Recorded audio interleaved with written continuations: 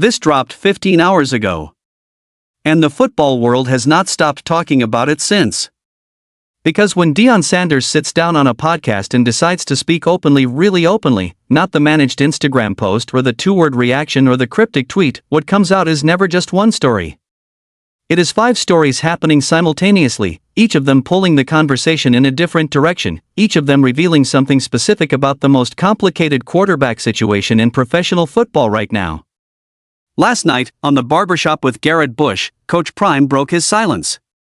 Not about the sandwich. Not about the draft boycott. Not about the media or the ownership or the anonymous sources who spent a year attacking his son.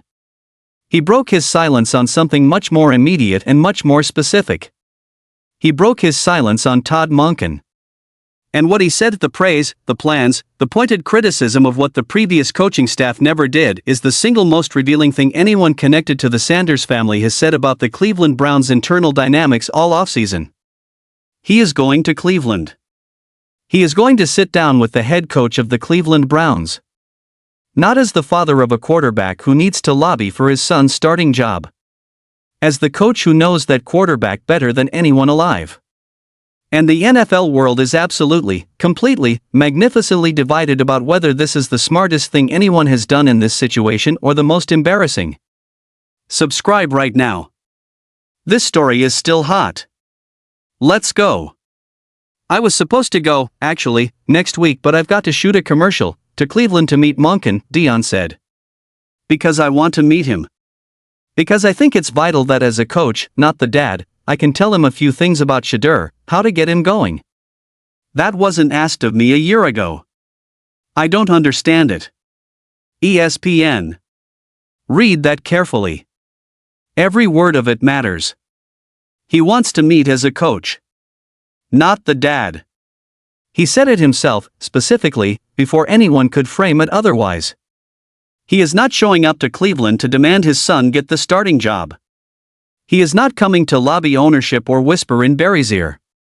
He wants to share football knowledge, the specific, earned, 24 years in the making knowledge of a Hall of Famer who has coached Shedeur Sanders since the player was old enough to throw a football, with the head coach who was about to enter his first mandatory mini-camp evaluation of the Cleveland Browns quarterback competition.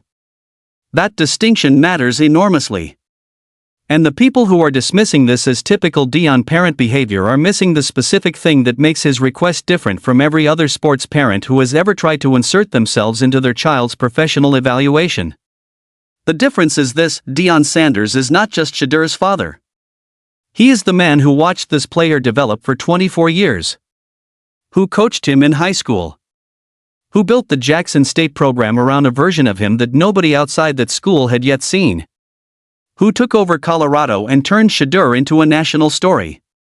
Who watched him throw 74% completion rates and run an offense that the SEC and the Big 12 and every major college program had to design specific defensive packages to stop. The football knowledge Deion has about Shedeur Sanders is not parental intuition. It is a coaching file 24 years thick. Deion also made the same case for Travis Hunter, even a guy like Travis Hunter being drafted to Jacksonville, and I've had him for the last 3 seasons. Don't you think you would want to talk to me to ask me what gets him going and what backs him off? You would want to know that.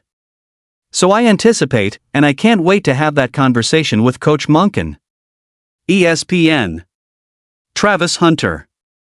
He expanded the argument beyond his own son to make the broader point.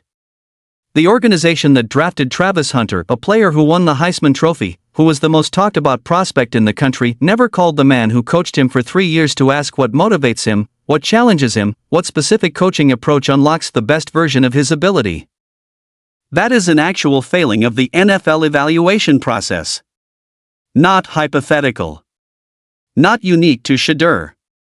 A systemic blind spot in how professional organizations gather information about the players they invest millions of dollars to acquire.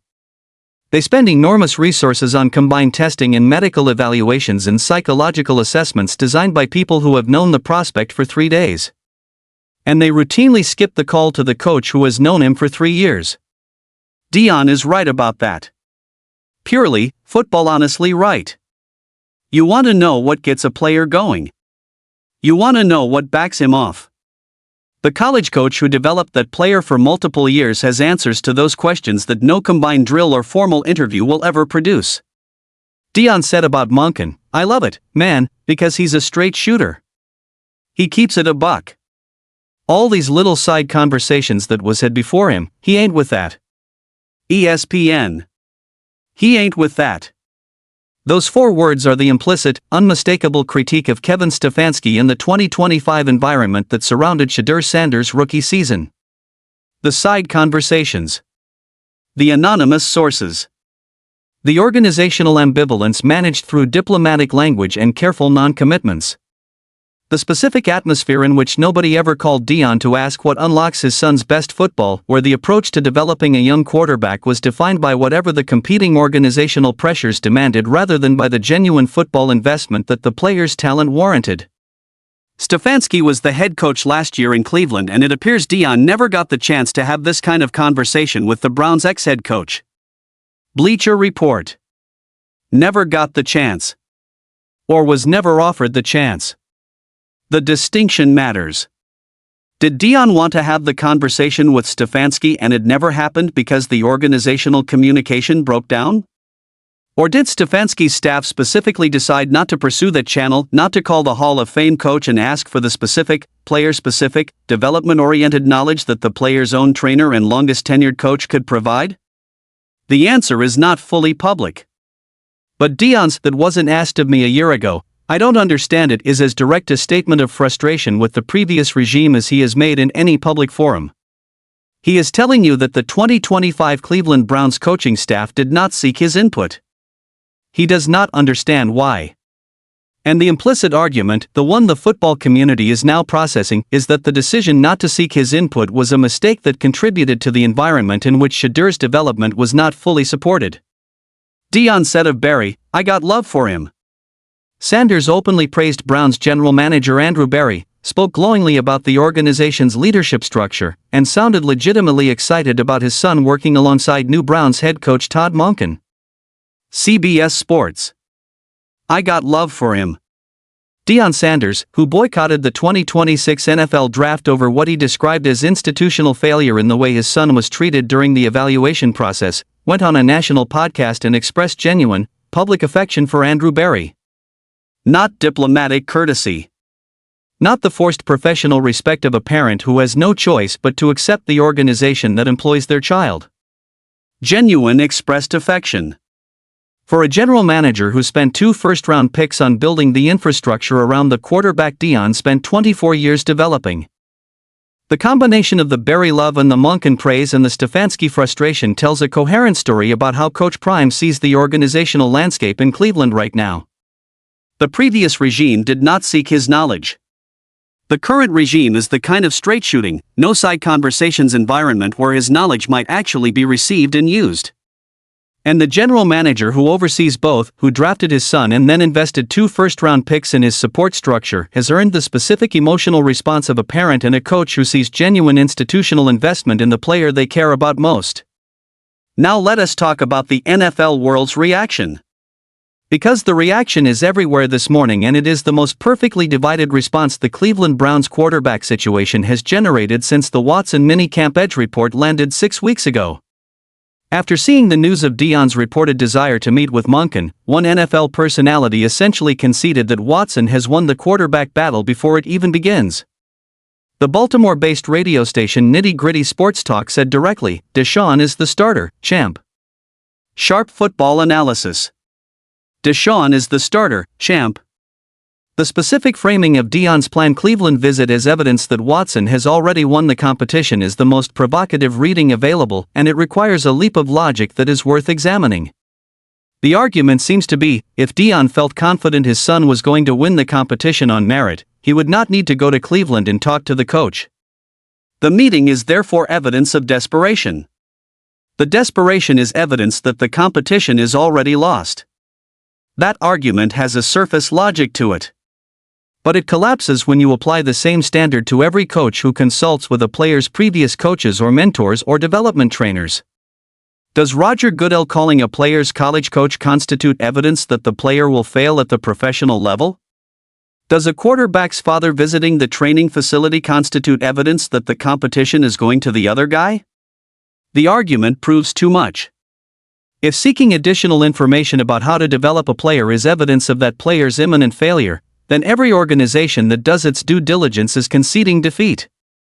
Connie Carberg, the league's first female scout, wrote, "Imagine if every dad decided to do this, or even just the dads that are coaches. Lots of players are sons of coaches in high school or college or pros. This is out of line, and I love Deion. Sharp football analysis. Out of line. Even from someone who loves Deion."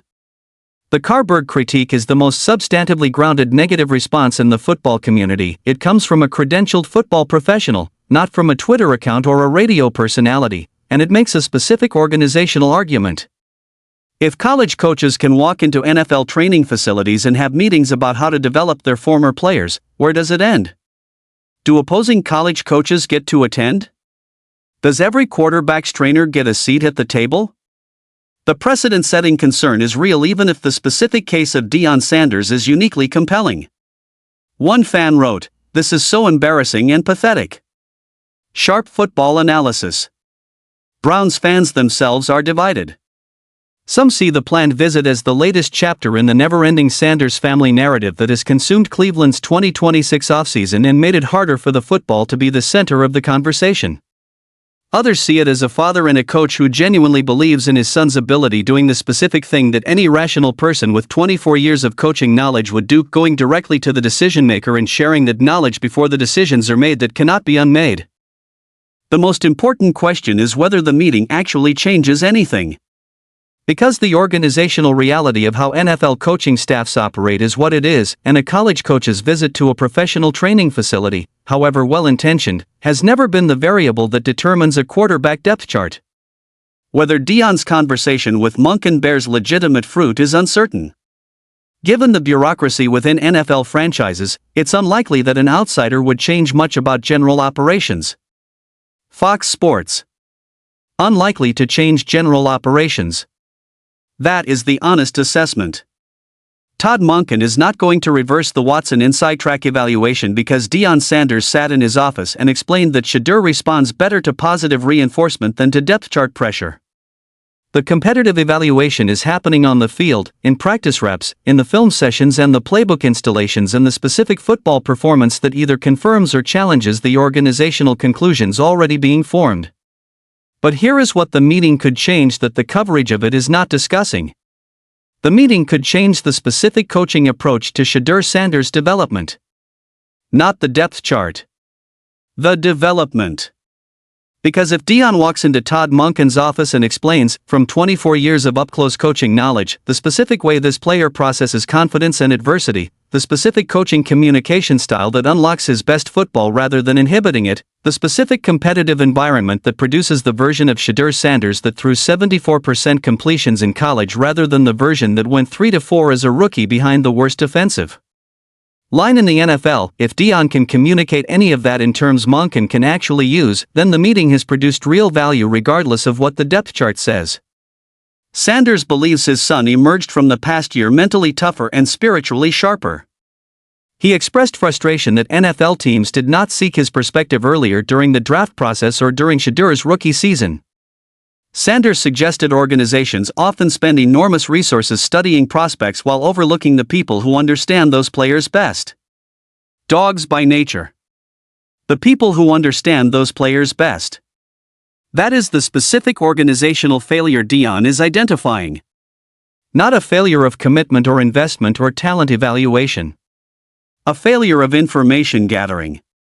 A failure to ask the right people the right questions before making the decisions that determine whether a young player's development succeeds or fails.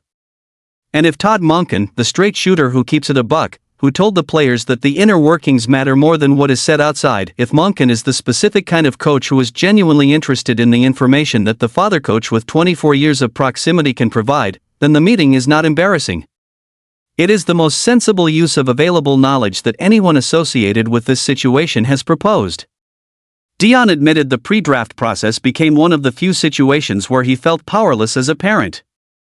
Throughout his career and his children's lives, he had usually found ways to protect or guide them through difficult moments. this time felt different. He watched his son absorb public criticism, rumors, and constant debate while trying to maintain focus on football.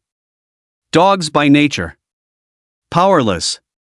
Deion Sanders, who has spent his entire life as the most powerful person in whatever room he enters, admitting that the pre-draft process was one of the few times he felt genuinely unable to protect or redirect the situation affecting his child. That admission is the most human and most unguarded thing Coach Prime has said publicly about the entire Shedeur Sanders NFL journey. Not the Instagram posts. Not the boycott announcements. The honest acknowledgement that a Hall of Famer and a famous parent and a celebrated public figure watched his son be humiliated by a process he could not control and felt exactly what every parent feels in that situation, helpless. The planned visit to Cleveland is the specific response to that helplessness. He cannot control what Todd Monken thinks about Shedeur based on the QBR rankings or the minicamp performance or the Watson inside track reports. But he can walk into that building and give Monken the one piece of information that nobody in that building currently has. The 24 years. The coaching file. The specific knowledge of how to unlock the version of this player that the NFL has not yet fully seen. Whether Monken receives that information and uses it effectively. Whether the meeting produces the specific coaching adjustment that changes something real about how Shedeur is developed. Whether this whole story, the draft boycott, the boycott of the Stefanski relationship, the visit to the Monken relationship, produces anything other than another chapter in the most complicated quarterback story in professional football. Those answers are not available yet. The meeting has not happened. The commercial shoot got in the way. But Deion is going to Cleveland. He is going as a coach. And the straight shooter who keeps it a buck is going to hear what the man who knows this quarterback better than anyone alive has to say about how to get him going. What Monken does with that conversation is the specific variable that nobody, not Deion, not the NFL world reacting with embarrassment or enthusiasm, can fully predict. But for the first time in the entire Shedeur Sanders Cleveland Browns saga, the coaching staff and the player's most knowledgeable advocate are about to be in the same room. Talking football. Without the side conversations. Deion said he loves it because Monken is a straight shooter. Let's see if the conversation proves him right. Warning disclaimer, this video is for entertainment and discussion purposes only. All quotes and information are sourced from NBC Sports Pro Football Talk, Yahoo Sports, A to Z Sports, Yardbarker, Rolling Out, Pro Football Network, and other credible NFL media outlets published May 15, 2026. All analysis is editorial opinion only. This channel is not affiliated with the NFL, Cleveland Browns, or any individual mentioned.